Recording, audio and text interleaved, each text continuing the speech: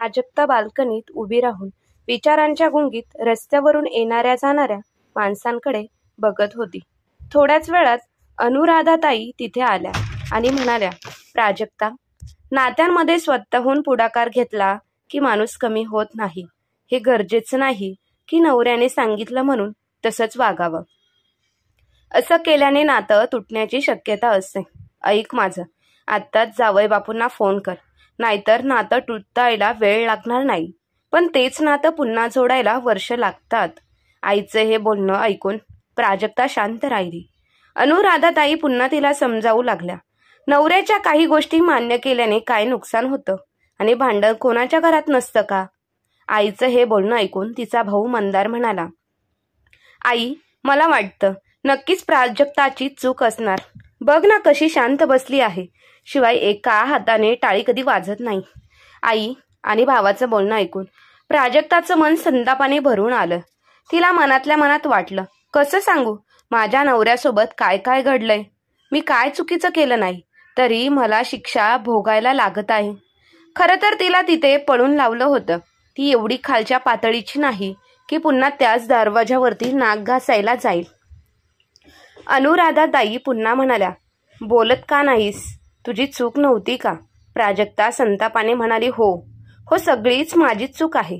तुमच्या सगळ्यांच्या नजरेत फक्त मीच चुकीची आहे आणि तो माणूस नेहमीच बरोबर आहे, नाही का? हे बोलता बोलता तिच्या डोळ्यांतून अश्रू वाहू लागले. जर मी तुमच्यासाठी ओझं झाली असेल तर मी इथून निघून जाते, असं म्हणत ती बाथरूममध्ये निघून गेली. तिच्या मनात आलं, या क्षणी सगळं संपवावं का? कारण कोणीच तिला समजून घेणारं नव्हतं. सगळे तिलाच दोष देत होते. तिला वाटलं होतं किमान आई तरी तिला समजून घेईल, पण तिलाही तिच्यातच दोष दिसत होता. आईला वाटलं होतं की तिने परत जाऊन नवऱ्याच्या पायावर पडावं, पण प्राजक्ता मनाशी म्हणाली, हे माझ्याकडून होणार नाही. कारण किती सहन करायचं, त्या अत्याचारात राहून जगायचं, रोजचे टोमणे आणि चूक तीच आहे असं ऐकत बसायचं. तिची सहनशक्ती संपत आली होती. कित्येकदा तिने विचार केला की कुठेतरी दूर निघून जावं. इथेच राहण्याचं कारण काही नाही, पण जायचं तरी कुठे? दुसरं कोणतं ठिकाण होतं का तिच्याकडे? खूप विचार करून तिने इथेच थांबण्याचं ठरवलं होतं. पण आज आई आणि मंदारच्या बोलण्याने तिचं हृदय ठेचलं गेलं. आई म्हणते की स्त्रियांकडे सहनशक्ती असावी, पण किती सहन करणार? दारू पिऊन मारणं, शिव्या देणं, याला कुठपर्यंत सहन करणार? म्हणूनच तिने नवऱ्याचं घर सोडून माहेरी येण्याचा निर्णय घेतला. पण तिला कुठे माहीत होतं की हे घर देखील तिच्यासाठी आता परकं झालं आहे. मुलीचं स्वतःचं घर कोणतं असतं ही गोष्ट आजपर्यंत कुठल्याच मुलीला समजलेली नाही. लहानपणापासून मुलींना सांगितलं जातं की तू तर परक्याचं धन आहेस, एक दिवस तू तुझ्या घरी निघून जाशील. पण मुलीचं का परक्याचं धन असतात, मुलगा का नाही? जन्म तर दोघेही एकाच आईच्या पोटातून घेतात. मग हा पक्षपात का? का मुलीला दुसऱ्यांचा अपमान म्हणून सांभाळलं जातं? खरं तर मुलींना घराचा वंश समजलं जातं. सासरी पण मुलींना परक्या घरची मुलगी समजून बोलवलं जातं. ते घर एक तर तिच्या नवऱ्याचं असतं, नाहीतर तिच्या सासू सासऱ्यांचं. मग मुलीचं स्वतःचं घर कोणतं आहे? हे सगळे प्रश्न प्राजक्ताच्या मनामध्ये येत होते. प्राजक्तासाठी आता आपल्या आईच्या घरात राहणं गवारा राहिलं नव्हतं आणि आता आईच्या घराशिवाय एकच ठिकाण राहिलं होतं, तिची प्रिय मैत्रीण राधिकाचं घर. कितीतरी वेळा ती आपल्या घरी येण्यासाठी बोलली होती, पण स्वतःच्या संसारामध्ये ती अशी अडकली होती की कधी तिला राधिकाच्या घरी जाण्याची संधी मिळालीच नाही. आपल्या प्रिय मैत्रिणीची येण्याची बातमी ऐकून राधिका खूप खुश झाली होती. ती स्वतःला तिला स्टेशनवर घ्यायला आली होती आणि म्हणाली होती, काळजी करण्याची गोष्ट नाही, तुला जेवढ्या दिवस हवं तेवढ्या दिवस तू इथे राहू शकतेस. प्राजक्ताची दुःख कहाणी ऐकून राधिकाला पण वाईट वाटलं होतं, पण प्राजक्ताला माहीत नव्हतं की तिला इथं सुखानं राहणं अवघड होऊन जाईल. राधिकाच्या नवऱ्याची वाईट नजर नेहमी तिच्यावर पडत होती. प्राजक्ता त्याच्यापासून जेवढ्या दूर राहण्याचा प्रयत्न करत असे तो तेवढ्याच तिच्याजवळ येण्याचा प्रयत्न करत होता. राधिका समोर तो प्राजक्ताबरोबर एक सज्जन पुरुषाप्रमाणे वागत होता, पण एकटीला पाहून तो तिला हात लावण्याचा प्रयत्न करत होता. कधी तो तिला आपल्या मजबूत मिठीमध्ये घट्ट दाबा देतो आणि ती एखाद्या शिकाऱ्यापासून स्वतःची सुटका करून अशी पळत होती की त्याच्या तावडीत नाव सुटली. तिला सुमित समोर जायला आता भीती वाटत होती. कधी वाटत असे की राधिकाला सगळं सत्य सांगावं. मग ती हा विचार करून गप्प राहत होती की कदाचित तिलाच चुकीचं समजलं जाईल, कारण तिचा नवरा तिच्या नजरेमध्ये जगातला सर्वात चांगला माणूस होता. आणि आता तिची अवस्था अशी नव्हती की ती समोरच्यावर बोट दाखवू शकेल. ह्या विचित्र परिस्थितीमध्ये राधिकाने तिची मदत केली होती. तिला आपल्या घरामध्ये आसरा दिला होता. मग ती कशी काय तिच्याच नवऱ्याबद्दल काही बोलू शकते?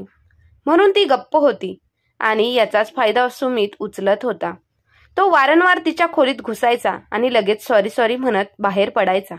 कितीतरी वेळा तिने त्याला तिच्या खोलीत डोकावताना पाहिलं होतं. तिच्या मनात एक विचार रुजला होता. नवऱ्याचं सहजीवन नसल्यामुळे का होईना जगातल्या बहुतांश पुरुषांची नजर एकटी स्त्रीवर टाकताना अश्लीलच का असते? आज प्राजक्ताला हे कटू सत्य जाणवलं होतं.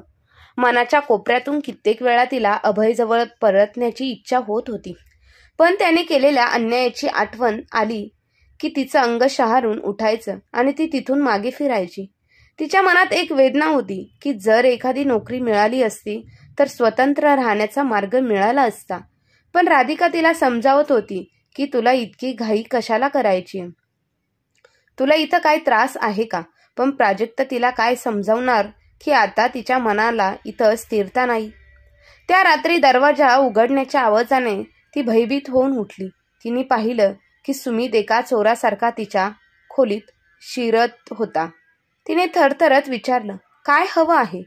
तर निर्लज्जपणे हसत सुमित म्हणाला, तुला एकटं वाटत असावं म्हणून सोबत देण्यासाठी आलोय. प्राजक्ताने थंडपणे उत्तर दिलं नाही. मी ठीक आहे, तुम्ही जाऊ शकता. असं म्हणत तिने दरवाजा घट्ट बंद केला आणि दीर्घ श्वास घेतला. तिच्या मनात विचार आला, पाण्यात राहून मगराशी वैर कसं करणार? ती मनात नसताना देखील त्यांच्याबरोबर बसायची, उठायची, खायची, प्यायची. कधी कधी सुमित डायनिंग टेबल खाली तिच्या पायात पाय अडकवायचा. त्याच्या या वागणुकीमुळे प्राजक्ताची नजर खाली झुकायची. तिला सुमितचं अस्तित्व घृणास्पद वाटू लागलं होतं, पण सहन करणं तिची मजबुरी होती. एका रात्री न सांगतो तो तिच्या खोलीत घुसला आणि जबरदस्ती करू लागला. ती घाबरून ओरडली, हे काय करताय? मला सोडा. कशीबशी त्याच्या पकडीतून सुटून ती लांब गेली, पण त्याने पुन्हा तिला पकडलं. आवाज ऐकून राधिका बाहेर आली आणि अवाक झाली. मात्र सुमितनं हुशारीने आपला दोष प्राजक्तावरती ढकलला. तीच माझ्यावर डोरे टाकत होती. आज संधी मिळाली म्हणून जबरदस्ती करू लागली. प्राजक्ता वारंवार सांगत होती सुमित खोटं बोलतोय.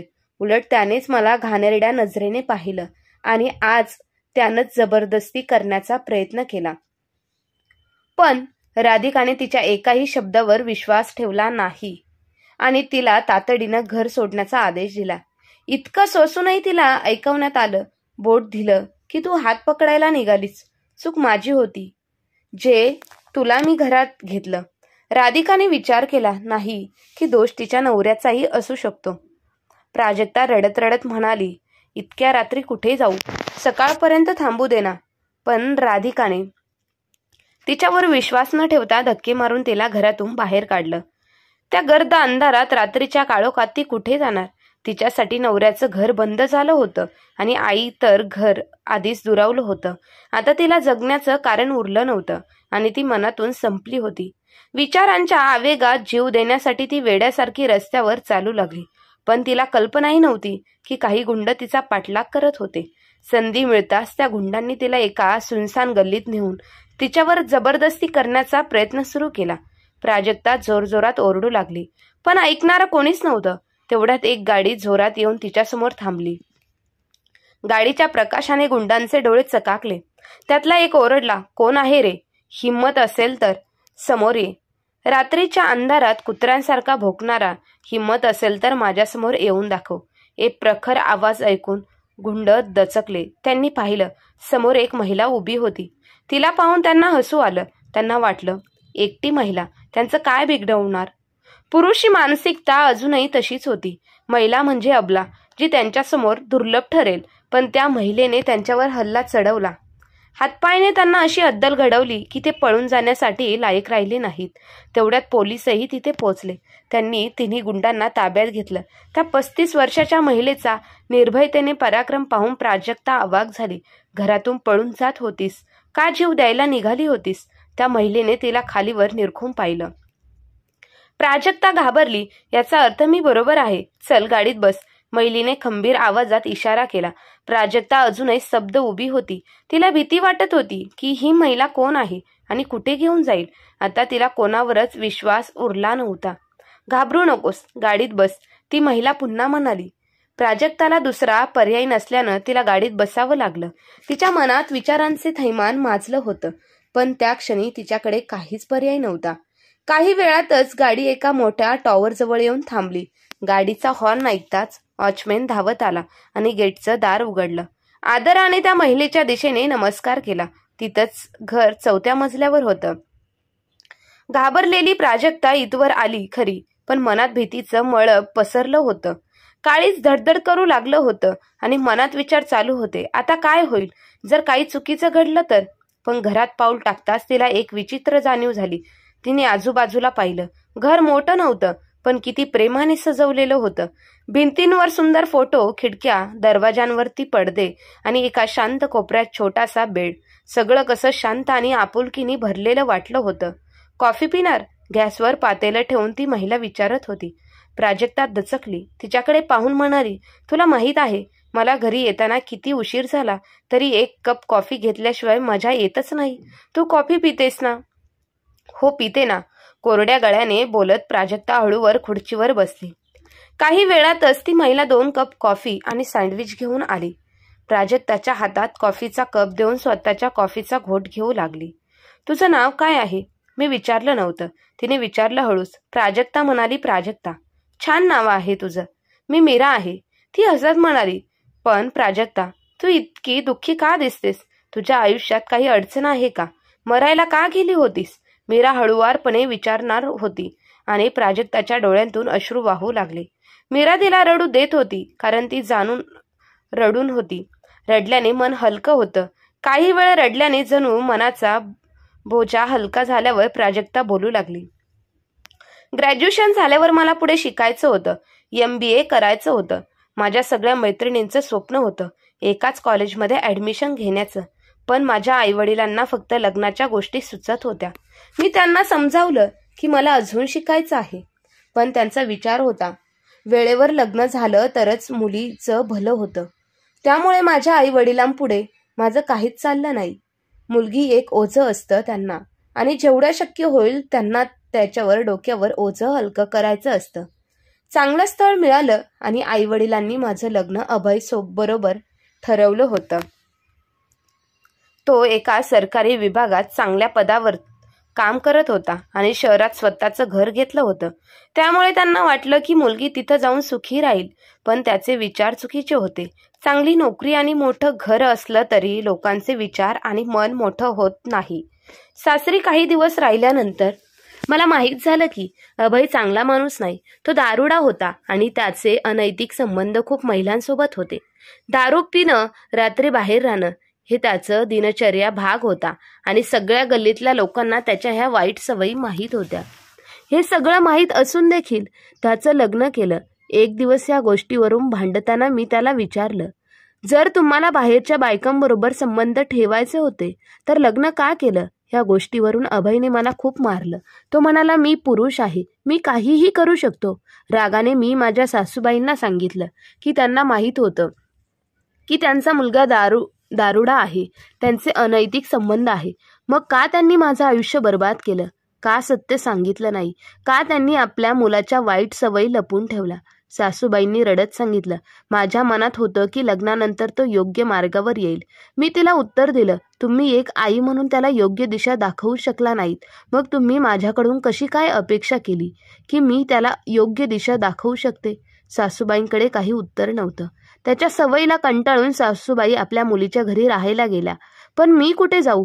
रोज दारू पिऊन मध्यरात्री येणारा आणि काही विचारलं तर उलट मला मारणारा, घाणेरड्या शिव्या देणारा अभय त्याच्या सवयींच्या गडद धुंदीत राहत होता. कधी कधी कारण नसताना मला मारत असे आणि तो मला त्याच्या पायातल्या पायतानाप्रमाणे समजत होता. अभय असा विचार करत होता की मी मर्द आहे, जे हवं ते करू शकतो. तो रोज माझ्यावर अन्याय करत होता. मी रडून रडून आईला माझं दुःख सांगत होते, पण आई मला समजावून सांगत होती, पुरुष असेच असतात, तुला समजावून घ्यायला यायला हवं. एके रात्री जेव्हा अभय एका महिलेसोबत घरी आला आणि खोलीमध्ये जाऊन हातून दरवाजा बंद केला, तेव्हा माझ्या पायाखालची जमीन सरकली. मी कसं सहन करू शकते? कशी एक बायको आपल्या नवऱ्याच्या एवढ्या निर्लज्जपणाला सहन करू शकते? माझ्या मनात गोंधळ उडाला आणि मी दरवाजावर जोरात ठोठावू लागले. रागाने अभयने दरवाजा उघडला आणि रागात मला घराबाहेर काढलं. त्याच्या आयुष्यात आणि घरातही आता मला जागा नव्हती. मी रडत ओरडत राहिले, दरवाजा ठोठावू लागले, पण अभयने दरवाजा उघडला नाही. आसपासचे शेजारी सगळे पाहत होते, पण त्यांना काय, कोणाच्या घरच्या घरगुती गोष्टींमध्ये लक्ष देण्याची गरज नव्हती. सगळे तमाशा पाहून आपापल्या घरी निघून गेले. कितीतरी तास मी दरवाजा बाहेर बसून रडत होतो, पण अभयने दरवाजा उघडला नाही. मग मी काय करणार? मी माहेरी गेले, पण तिथेही मला ठिकाण मिळालं नाही. आई प्रत्येक गोष्टीवर समजावू लागली की तुला परत तुझ्या घरी जायला हवं, कारण ती किती दिवस माझं ओझं उचलणार. भाऊ वाढलेल्या खर्चावरून ऐकवत होता. वहिनी तर माझं तोंड देखील बघू इच्छित नव्हती. ती विचार करत होती की कधी मी एकदा घरातून निघून जाईल. शेवटी महिलांची अवस्था एवढी बिकट का आहे? आम्हालाच का एवढं सगळं सहन करावं लागतं? प्राजक्ताची दुःखाने भरलेली कथा ऐकून मीराला खूप वाईट वाटलं. ती म्हणाली, प्राजक्ता, यामध्ये कोणती नवीन गोष्ट आहे? पुरुष तर तुला सुरुवातीपासूनच महिलांवर राज्य करत आले आहे. त्यांनी महिलांना आपली गुलाम समजत आले आहेत. बाप असो, भाऊ असो किंवा नवरा, सर्वांनी महिलांना दाबून ठेवण्याचा प्रयत्न केला आहे. दबून राहिलं तर तिला सावित्री म्हणलं गेलं आणि जी दबून राहिली नाही तिला बचकलन म्हणून हिणवलं गेलं. पण आज या गोष्टीवर विचार करायला हवा की एक महिला स्वतः स्वीकारत नाही की नवरा तिच्यावर अत्याचार करतो. विचारलं तर हेच उत्तर मिळतं, या आमच्या घरातील गोष्टी आहेत, तुम्ही लक्ष देऊ नका. मग नवऱ्याने मारलं, तिचा जीव घेतला तरी चालेल. कितीतरी महिलांसाठी त्यांचा नवरा पती परमेश्वर आहे, देवता आहे. मला तर वाटतं तुला तुझ्या नवऱ्याचं घर त्या दिवशी सोडवायला हवं होतं, ज्या दिवशी तुला त्याच्या वाईट सवयींबद्दल माहिती झालं. कारण तू असं केलं नाहीस, कारण तुला वाटलं की एक दिवस तो सुधारेल. तुमची प्रत्येक गोष्ट अगदी बरोबर आहे, पण माझं दुःख फक्त ह्याच गोष्टींमध्ये आहे. माझ्या आईवडिलांनी मला कधी समजावून घेतलं नाही, नाहीतर मला असं भटकंती करत फिरावं लागलं नसतं. बोलता बोलता प्राजक्ताच्या गळ्यात ताण आला. डोळ्यांतील अश्रू तिने धाडकन गिळले. नाही, रडू नकोस. जे लोक रडतात ते घाबरतात आणि तू तशी नाहीस प्राजक्ता. तू अत्यंत धाडसी आहेस. तू तुझं सामर्थ्य दाखवून दे आणि एक गोष्ट लक्षात ठेव, तू मला मीराजी नको ताई म्हण, मला खूप छान वाटेल. मीरा तिला समजावत डोक्यावरून हात फिरवत म्हणाली. प्राजक्ता तिच्या शब्दांमध्ये ध्येय पाहून तिला घट्ट पकडून मोठ्याने रडू लागली. आज पहिल्यांदा तिला अशी माणसं भेटली होती जी तिच्या दुःखाला पूर्णपणे समजावून घेत होती. अन्यथा सगळ्या लोकांनी तिला एकटं आणि गाल घालून वागवलं होतं, असे म्हणत की तुझीच चूक आहे, बस पुरं झालं, आता रडायला नको. प्राजक्ताचे डोळे पुसत मीरा म्हणाली, तू एकदा सांगितलं होतं की तुला MBA करायचं आहे. हो, मग पुढे काय करायचं विचार केला आहे? MBA का स्वतःचा जीव? असं बोलून मीरा हसली. प्राजक्ता त्यावर देखील हसली. तू हसताना किती सुंदर दिसतेस ताई. MBA तर माझं स्वप्न आहे, पण मला छोटासा जॉब करायचा आहे, त्यातून माझा खर्च चालवू शकेन. तिच्या मनात हे नव्हतं की ती मीरावरती ओझं होईल आणि मीरा देखील असं काही करताना तिच्या मनात उपकाराची भावना आणू इच्छित नव्हती. म्हणूनच मीराने हसत तिला सांगितलं, तू जॉब कर, त्यामुळे तुझं स्वप्न पूर्ण होईल. मीरा अनाथ मुलांचं एक NGO चालवत होती. याचबरोबर ती गरजू लोकांची हसून मदत करत असे. मीराच्या मोठ्या ओळखीमुळे तिने एका ठिकाणी प्राजक्ताला नोकरी मिळवून दिली आणि तिचं MBA मध्ये प्रवेश देखील घेतला. जी प्राजक्ता कधीच हसत नव्हती ती आता आनंदाने फुललेली होती. तिची नाईट शिफ्ट होती. ती सकाळी उठून मीराला घरकामात मदत करून कॉलेजला जात होती आणि रात्री उशिरा घरी येत होती. तिचं जीवन आता एका नवा उत्साह घेऊन सुरू झालं होतं. MBA पूर्ण होताच तिला एका मोठ्या कंपनीत नोकरी मिळाली. कालपर्यंत जी प्राजक्ता कुठेच थांबू शकत नव्हती ती आता मोठ्या यशस्वी जीवनाच्या काठावरती होती आणि आता तिच्या समोर सुखाचं एक नवीन भविष्य आलं होतं. प्राजक्ता आणि मीराने एक मोठं घर घेतलं आणि त्या एकाच घरात राहू लागल्या. हल्ली त्या ऑफिसला गाडीने जात होत्या. एक दिवस हा विचार करत असताना प्राजक्ताच्या डोळ्यात पाणी आलं.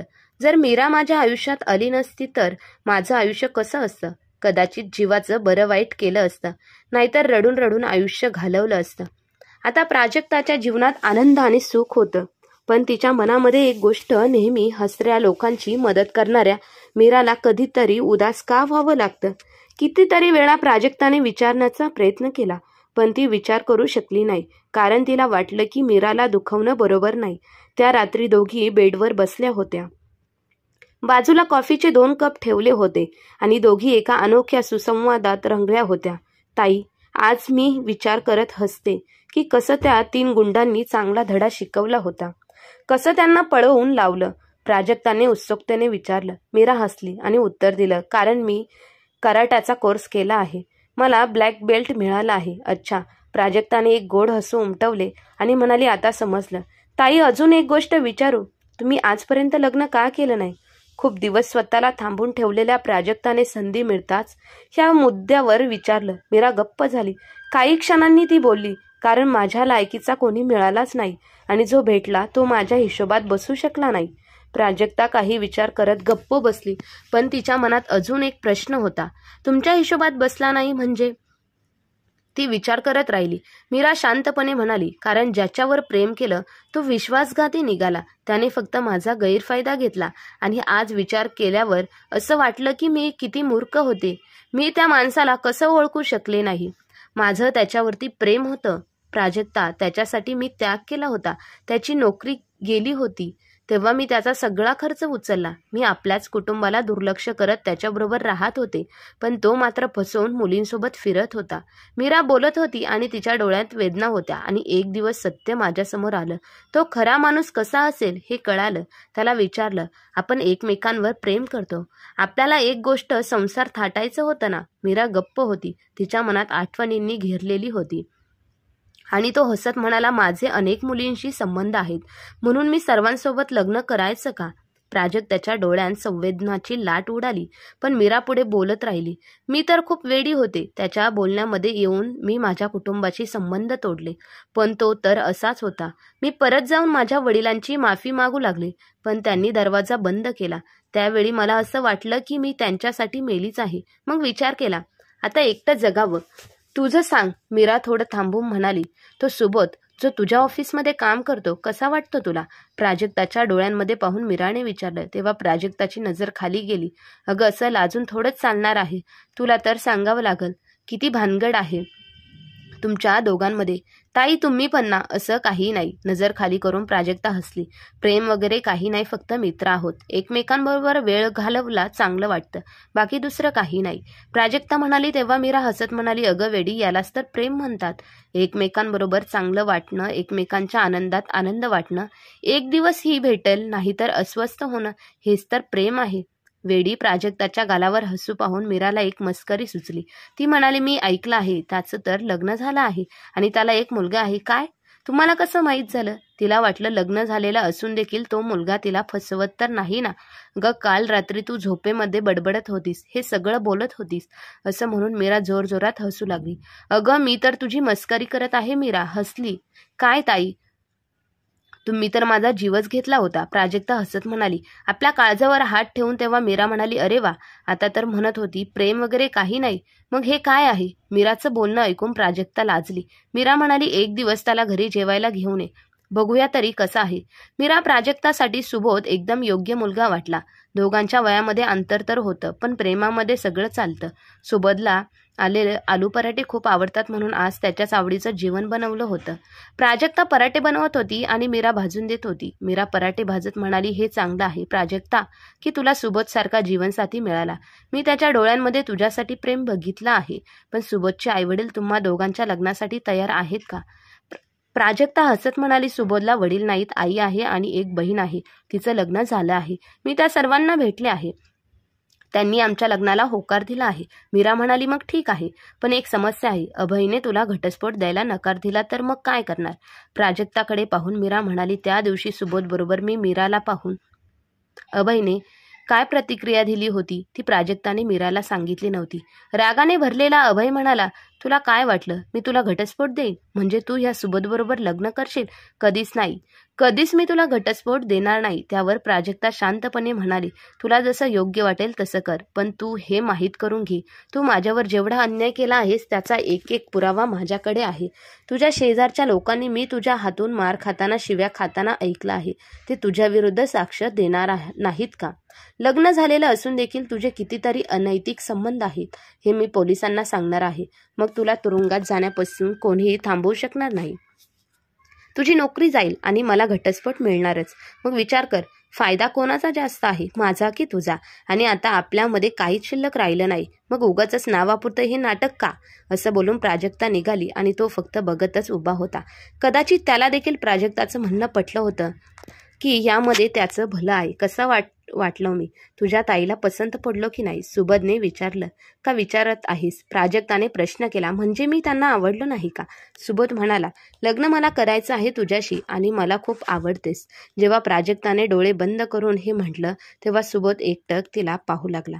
तर मित्र आणि मैत्रिणींनो, तुम्हाला ही आजची कथा कशी वाटली कमेंट करून नक्की कळवा आणि कथा आवडली असेल तर आपल्या चॅनलला लाईक शेअर सबस्क्राईब नक्की करा. धन्यवाद.